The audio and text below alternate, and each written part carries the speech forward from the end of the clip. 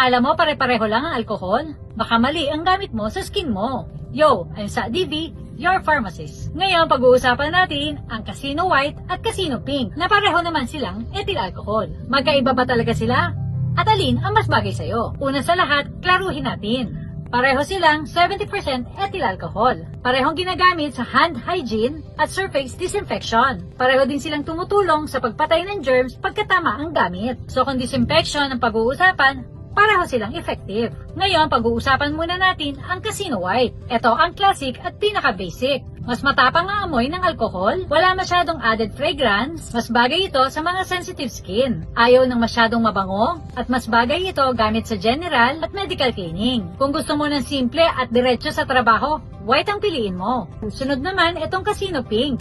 Ito ay may added fragrance, mas mild ang amoy, mas pleasant gamitin araw-araw. Mas bagay sa mas madalas mag-alcohol. On-the-go use lalo na sa bag. Kung gusto mo na mas mabango at gentle sa pang-amoy, pink ang para sa'yo. Ganito lang yan ha. White kung sensitive ang skin mo at ayaw mo na masyadong fragrance. At pink naman kung gusto mo na mas mabangong experience habang nagdi-disinfect. Hindi sila mas malakas o mas mahina sa germs. Pareho silang 70% ethyl alcohol. Tandaan, for external use only. Iwas sa mata o sugat. Kung may irritation, itigil ang paggamit. Ikaw, team white ka ba o team pink?